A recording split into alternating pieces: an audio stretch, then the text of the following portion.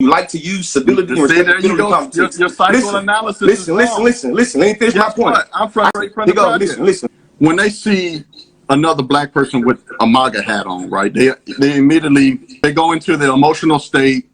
They don't even really take the time to fully understand the person. Like, I really believe that right now in 2020 for our people, nothing holds us back. Nothing stops us from being able to do what we need to do in this country, right?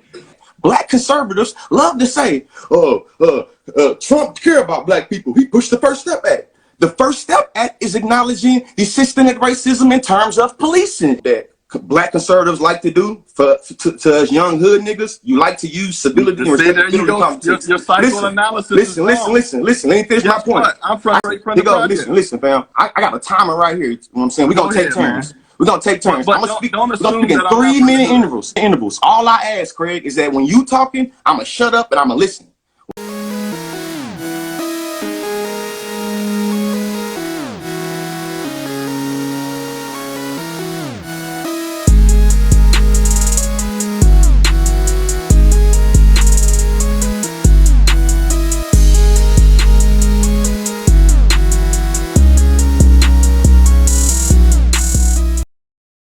What's going on YouTube? How's your day going? It's your boy You Just Got the Juice, and we're back at it again with another video.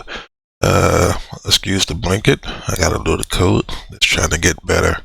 Alright, I ran across this video this morning about about a black Trump voter realizing he was lied to. So we're just gonna take a deep dive in this video to see what they're talking about.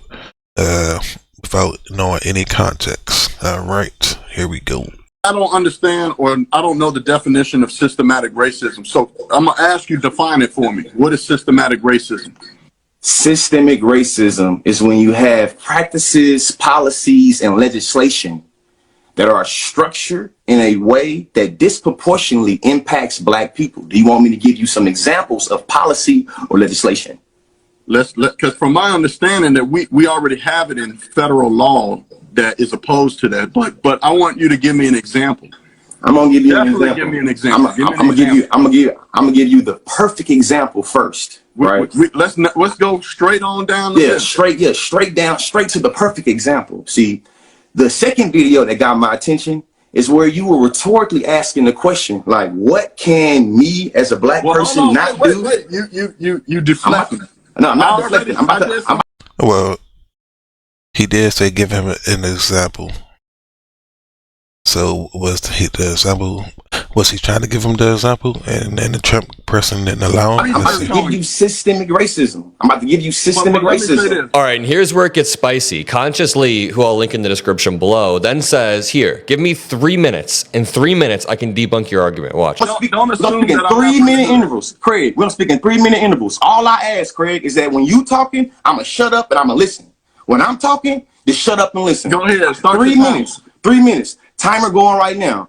So listen, Craig, for you to say that systemic racism does not exist on one end and then say the Platinum Plus is good on the other end, it's a contradiction. The Platinum Plus plan is acknowledging the systemic racism in terms of the economic system. So when you say, what can I do as a black man? What can I do as a black man that white folks can do? Obviously, get a damn loan. That's the reason why the Platinum Plus plan is giving the incentive to give black people a loan. My second argument about systemic racism. All right, now loans. Loans is hard for black people, because the average black person don't make that much, because the average black person education probably isn't as high as the average white person, which comes down to the environment which they was brought up in, and that pretty much plays a part. Like, I grew up in the Washington DC Southeast. Father always did the best that he could for me. My father, I think he said the last grade he remembered was 7th grade, and then he dropped out of school because he had to work, help the family, and then he moved. He was on his own probably by the age of 15. So, like I said, my father, he was born in the 50s. So, that being said, he had to learn how to make money his own way, and he did, and without any school education, and it was you know, father hustled, and it was not the traditional way, but when you have no education, hey, you gotta do what you gotta do. Now, whatever he was hustling, he made enough to make sure that he provided for his family. Coming from, a mother with 10 kids, what I'm trying to say is he didn't have that much school education. My mother, I think she probably got to 10th grade and maybe got out of school because she was pregnant, and then she had me. So I got two parents that didn't finish school at all, and so imagine how it is for them trying to come up in the world and get apartments or get a job without any, it's just the surroundings. But I wasn't aware of that growing up. The only thing I knew was I'm in an apartment. I got two parents. I go to school. I'm not really realizing that I'm living, like in a cheap area, like probably, yeah, it was like a rough neighborhood. So, I don't know that everybody around me is living in these rough situations. I just think this is just normal people growing up, but not knowing everybody kind of had a similar tale when you kind of look at the people as you get older and you kind of see the people that's living in these areas now. Majority of the time, it's people that probably it's probably people that don't got a good education, or they probably not working, or it's just a certain mindset. And then the thing is, could that really been helped, or could these, like, you don't really know people's situations. But the thing is, that was kind of like the past. But moving forward, like people like this guy right here, and like my generation, we had a chance to be better than our parents. Like me, I graduated. Like, I think out of all my siblings, I'm the only one that graduated, and because I push, like, I seen how my parents struggled, so I was like, I don't want to be like that. But also, I seen how my father, he got up and hustled every day. So, and then I seen my mother, like, my mother really didn't work. She had a mental illness, so she wasn't really able to work. So she stayed home and like took care of me. So as she's home with me, she's teaching me how to read and write, do math, making sure I'm doing my homework. And while my father's outside working all day, I'm seeing him coming home providing for the family and stuff. So that's what I took out of that. So like in the beginning of school, I was real smart. I was an overachiever. And then, when the school happened, I started going outside, and I started hanging out with people in the neighborhood. Then I tried to start to be part of that life. And, but I was really just a nerd and stuff like that. But me trying to be part of that life, then you start to follow the trend. And then following the trend is just not really using your mind as you're supposed to, meaning like you're doing dumb stuff like skipping school because you're trying to hang out and be cool, but you don't know all this stuff. So what I'm trying to say is, everybody got a different background in life, different learnings, but it do come from the challenges that was put, like it come from the challenges that was put against our parents in the past. And then you got to realize the 50s and 60s times was way different than it is now. And a lot of those people back then, it was just hard racism. So imagine, like, just imagine the times back then. And, just pretty sure it was just real rough. I lost the point of where I was going with that story, but, it's just, I'm just talking based upon, if y'all been here by now, y'all know me. I don't got no script. I'm just talking to y'all like how I talk to a friend and stuff, because y'all are my friends, Your president pushed the First Step Act. Black conservatives love to say, Trump care about black people. He pushed the First Step Act. The First Step Act is acknowledging the systemic racism in terms of policing, acknowledging that black people are disproportionately impacted by policing and the systemic racism specifically. And your president is trying to what? Push the First Step Act to make it what? It's get reversed. So when you say that systemic racism doesn't exist, you sound like Willie the Foo-Foo, with all respect. I mean, I hope I say that with all respect, but I got 1,050,000 seconds left. So I'm gonna finish my time. So you feel me? When you said America is not structured by systemic racism, or you said that America isn't structured by racism, let me educate you on just a little bit of American history. I got 3 minutes. And then how's it not structured on racism when it was ran by a white America?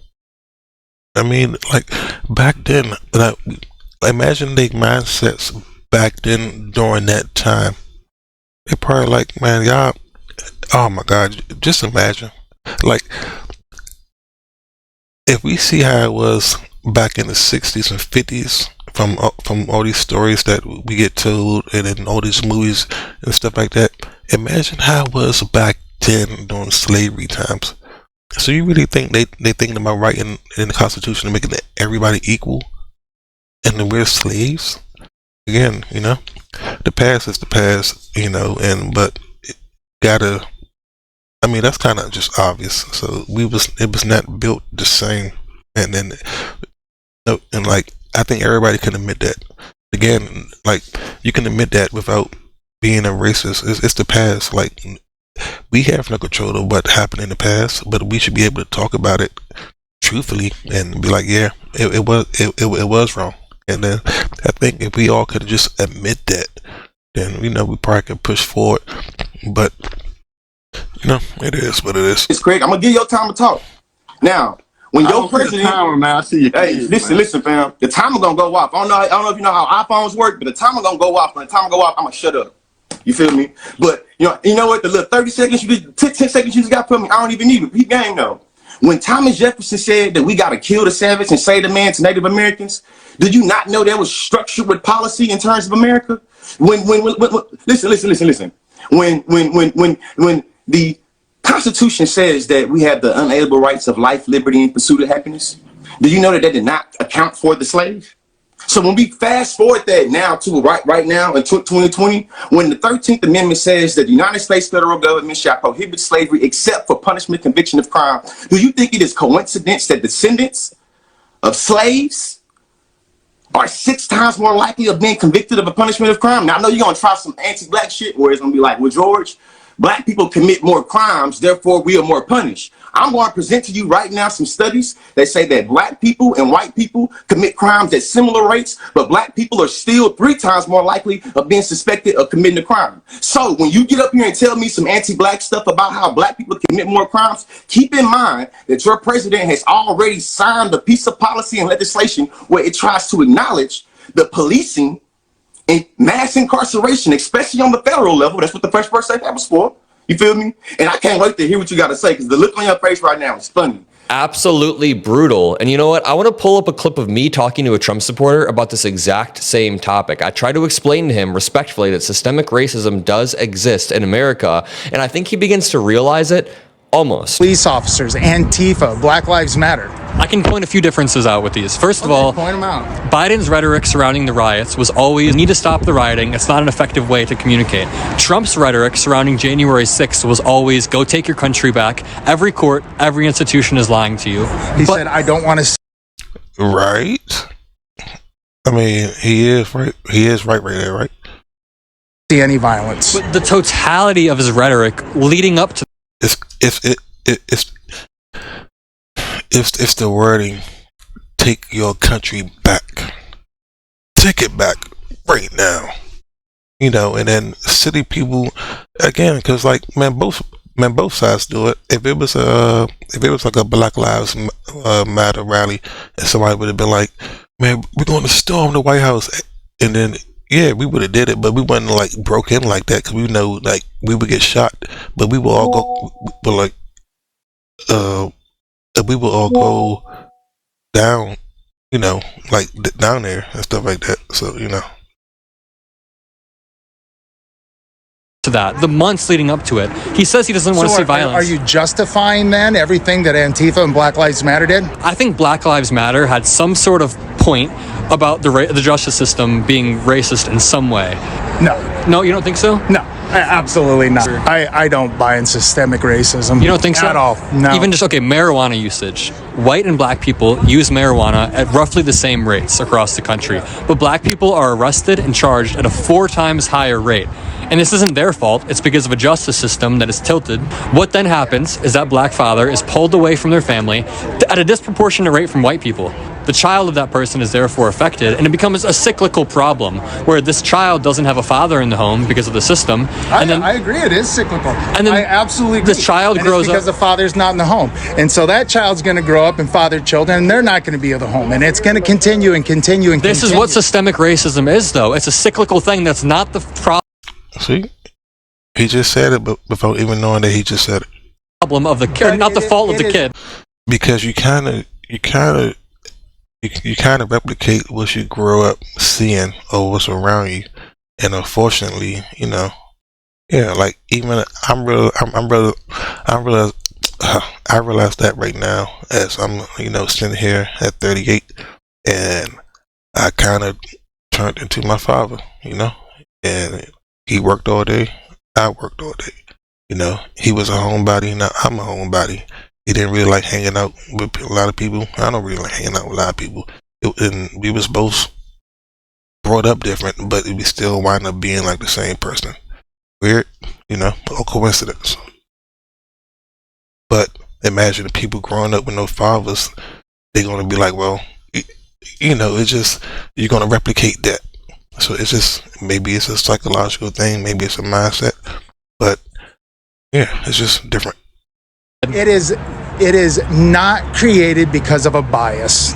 You don't think I'm there's going to go off of that. No. there's no bias in America Yeah. when it comes to race. You don't think so? You're not going to pigeonhole me into that. I'm not even trying to pigeonhole him into anything. He literally admitted that he understands cycles of poverty or the cyclical nature of systemic racism. And I think when this dude is talking about biases or biases held by judges and police officers, he thinks that I mean like a police officer goes home and there's a KKK robe in their closet and that's causing them to be biased on a day-to-day basis, when it's a lot more implicit than that, right? People can have these biases deep down and it causes them to pull black Americans over at a disproportionate rate, to arrest black Americans at a disproportionate rate. We can even go to the judges. Judges hold a lot of power, and I'm not saying every judge has a swastika tattoo on the chest. No, we're saying that people have, especially older white men, have implicit biases that can affect how.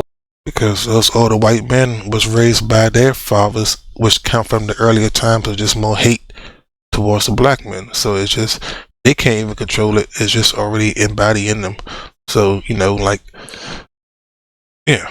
how they view people on a day-to-day basis. And black people have biases too. I can absolutely guarantee that there are black Americans who grew up in predominantly black neighborhoods and they have biases about white people. I mean, it's human nature. And of course, you're supposed to curtail it. Racism shouldn't exist, but people have these biases. The only thing is, black Americans don't hold the structural power that white Americans do, so white Americans are actually able to enact on these biases. There's been one black president and 45 white presidents and one orange president. I mean, you can look at the makeup of Congress as disproportionately white men. It always has been. So white people have always had the ability to act on their biases in a way that screws over other races. And I'll leave it at that. Make sure you drop a like.